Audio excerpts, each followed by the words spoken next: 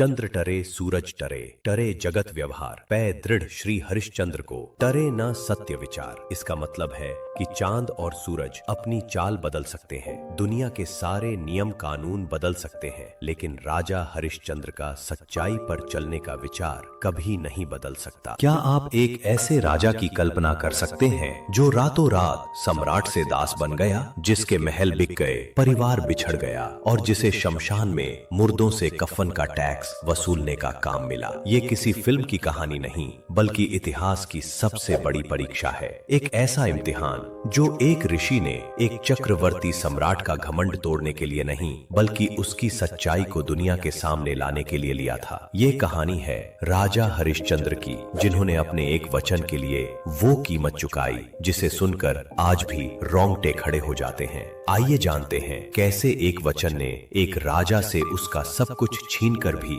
उसे इतिहास में अमर बना दिया।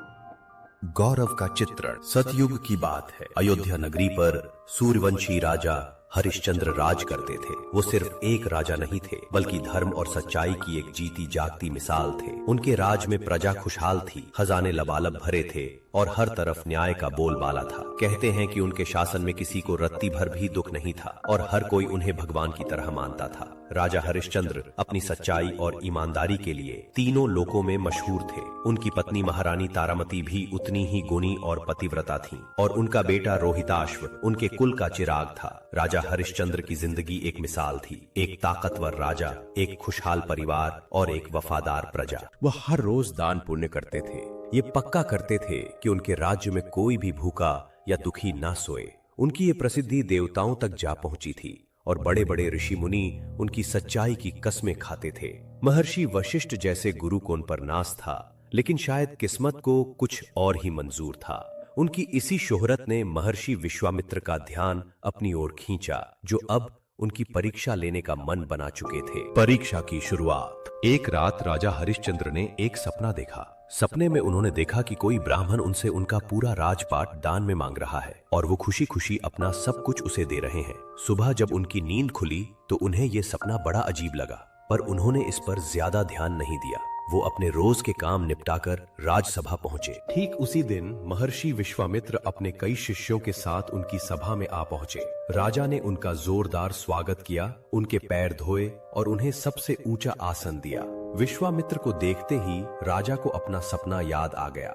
उन्होंने हाथ जोड़कर कहा, हे महर्षि, आज्ञा दीजिए, मैं आपकी क्या सेवा कर सकता हूँ? विश्वामित्र मुस्कुराए और बोले, राजन, मैं तुम्हारी सच्चाई के चर्चे सुनकर आया हूँ। मैंने सुना है कि तुम वचन देकर कभी पीछे नहीं हटते। राजा ने बड़े ही नर्म अंदाज में जवाब दिया, ये आपका बड़प्पन है मुनिवर। मेरा तो एक ही सिद्धांत है, जान चली जाए पर वचन न जाए। तब विश्वामित्र ने कहा, ठीक है राजन, अगर तुम कुछ देना ही चाहते हो तो मैं तुमसे तुम्हारा पूरा राज्य दान में मांगता हूँ। ये सुनते ही पूरी सभा में सन्नाटा छा गया,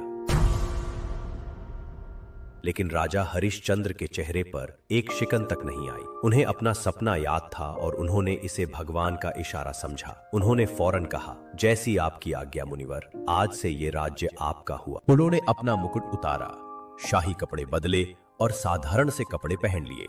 रानी तारामती और बेटा रोहिताश्व भी उनके साथ चल पड़े। जैसे ही वे महल से निकलने लगे, विश्वामित्र ने उन्हें रोक लिया। रुको राजन, दान के बाद दक्षिणा देने की भी तो रस्म होती है। तुमने राज्य तो दान कर दिया, पर मेरी दक्षिणा कौन देगा? राजा ने हाथ जोड़कर कहा, मुनिवर, अब मेरे पास तो कुछ भी नहीं बचा है, बस ये शरीर ही मेरा है। विश्वामित्र ने गुस्सा दिखाते हुए कहा, जब पूरा राज्य मेरा है तो तुम इस राज्य में रहकर पैसे कैसे कमा सकते हो? तुम्हें मेरे राज्य की सीमा से बाहर जाकर दक्षिणा का इंतजाम करना होगा। मुझे ठीक 1000 सोने की मुद्राएं दक्षिणा में चाहिए। राजा हरिश्चंद्र ने 1 महीने का वक्त मांगा और अपनी पत्नी और बेटे के साथ पैदल ही अपने राज्य से बाहर निकल गए। जिस राजा के चलने से धरती कांपती थी, आज वो नंगे पांव एक आम आदमी की तरह अपनी ही जमीन छोड़कर जा रहा था। मुश्किलों का दौर। अयोध्या छोड़ने के बाद राजा हरिश्चंद्र, रानी तारामती और बेटे रोहिताश्व के साथ काशी पहुंचे। जिसे भगवान शिव की नगरी कहा जाता था और जो किसी राजा के अधीन नहीं थी। महीना पूरा होने वाला था, लेकिन उन्हें दक्षिणा चुकाने के लिए कोई काम नहीं मिल रहा था। विश्वामित्र उन्हें रास्ते में मिलते और दक्षिणा के लिए ताने मारते। राजा का दिल दर्द से भरा था, पर वो सच्चाई के रास्ते से हटे नहीं। जब वक्त खत्म होने को आया तो हारकर हरिश्चंद्र ने एक ऐसा फैसला लिया जिसने सबको हैरान कर दिया। उन्होंने अपनी पत्नी तारामती से कहा, प्रिय, इस वचन को निभाने का अब कोई और रास्ता नहीं दिख रहा, क्या तुम मेरी मदद करोगी? रानी तारामती, जो एक सच्ची जीवन संगिनी थी, ने अपने पति के धर्म को बचाने के लिए खुद को दासी के रूप में बेच देने का फैसला कर लिया। काशी के बाजार में रानी तारामती एक दासी के तौर पर बिकने के लिए खड़ी हो गई। एक बूढ़े ब्राह्मण ने उन्हें अपने घर के कामकाज के लिए खरीद लिया। जब वो ब्राह्मण रानी तारामती और रोहिताश्व को ले जाने लगा तो रोहिताश्व अपनी माँ से लिपटकर जोर जोर से रोने लगा। वो मंजर ऐसा था कि पत्थर दिल भी पिघल जाए। राजा हरिश्चंद्र की आंखों से आंसू बह रहे थे, लेकिन वो अपने वचन से बंधे थे। पत्नी और बेटे को बेचकर मिली सोने की मुद्राएं उन्होंने विश्वामित्र को देनी चाहिए, लेकिन वो अभी भी कम थीं। विश्वामित्र ने कहा, दक्षिणा अभी भी पूरी नहीं हुई है हरिश्चंद्र। अब राजा के पास बेचने के लिए सिर्फ वो खुद बचे थे। उन्होंने बाजार में आवाज लगाई, कोई है जो मुझे खरीदेगा? मैं एक दास बनकर आपकी सेवा करने को तैयार हूँ। उनकी ये हालत देखकर कोई उन्हें खरीदने को आगे नहीं आ रहा था।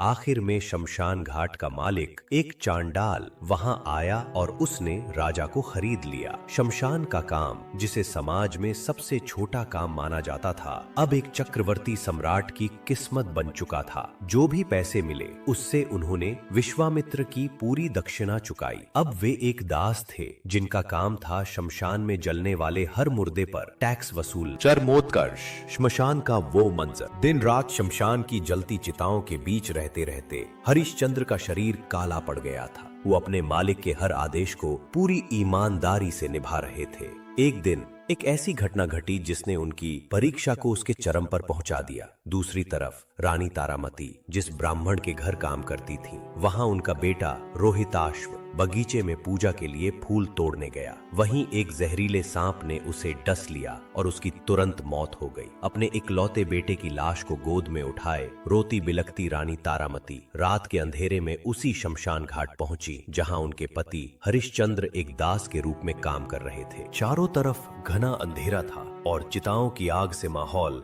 और भी भयानक लग रहा था। हरिश्चंद्र ने एक औरत को रोते हुए आते देखा। अपने फर्ज के मुताबिक उन्होंने उसे रोका और कहा, रुको, बिना टैक्स दिए तुम यहाँ दाह संस्कार नहीं कर सकती। जब उस औरत ने अपना घूंघट उठाया तो हरिश्चंद्र का कलेजा फट गया। सामने उनकी अपनी पत्नी तारामती थी और गोद में उनके बेटे रोहिताश्व की लाश थी। तारामती ने भी अपने पति को इस भयानक रूप में पहचाना और उनके पैरों में गिरकर जोर जोर से रोने लगी। एक पल के लिए राजा का दिल दहल गया। उनका बेटा अयोध्या का राजकुमार आज मरा पड़ा था और वो उसका अंतिम संस्कार भी नहीं कर सकते थे। लेकिन अगले ही पल उन्हें अपने दास धर्म का ख्याल आया। उन्होंने अपनी भावनाओं पर काबू किया और कठोर आवाज में कहा, तारामती, मैं यहाँ अपने मालिक का दास हूँ। मेरा फर्ज टैक्स वसूलना है। नियम सबके लिए एक जैसे हैं। बिना टैक्स दिए मैं तुम्हें दाह संस्कार की इजाजत नहीं दे सकता। रानी तारामती ने रोते हुए कहा, स्वामी, मेरे पास तो एक पैसा भी नहीं है, मैं टैक्स कहाँ से दूं? हरिश्चंद्र ने कहा, नियम नहीं तोड़ा जा सकता। अगर तुम्हारे पास कुछ नहीं है तो अपनी साड़ी का आधा हिस्सा फाड़कर टैक्स के रूप में दे दो। एक पत्नी के लिए इससे बड़ा दुर्भाग्य और क्या हो सकता था।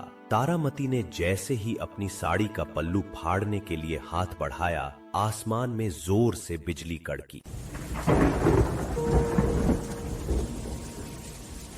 सत्य की जीत और कहानी का सार। उसी पल खुद भगवान विष्णु, इंद्र और बाकी देवता महर्षि वशिष्ठ और महर्षि विश्वामित्र के साथ वहां प्रकट हो गए। विश्वामित्र ने आगे बढ़कर हरिश्चंद्र को गले लगा लिया और कहा, धन्य हो राजन, तुम्हारी सच्चाई देखकर आज इंसानियत भी धन्य हो गई। ये सब तुम्हारी एक परीक्षा थी और तुम इसमें कामयाब हुए। भगवान के आशीर्वाद से उनका बेटा रोहिताश्व फिर से जिंदा हो गया। देवताओं ने फूलों की बारिश की, विश्वामित्र ने उनका सारा राज पाठ उन्हें लौटा दिया और कहा, हे राजन, तुम सच में सत्यवादी हो, तुम्हारा नाम युगों युगों तक लिया जाएगा। ये कहानी हमें सिखाती है कि पैसा, ताकत और सुख सब कुछ अस्थायी है, लेकिन इज्जत, सच्चाई और धर्म का रास्ता ही इंसान को अमर बनाता है। राजा हरिश्चंद्र ने इज्जत को दौलत से ऊपर चुना और इतिहास में हमेशा के लिए अमर हो गए। इसीलिए कहा गया है, चंद्र टरे सूरज टरे, टरे जगत व्यवहार, पै दृढ़ श्री हरिश्चंद्र को,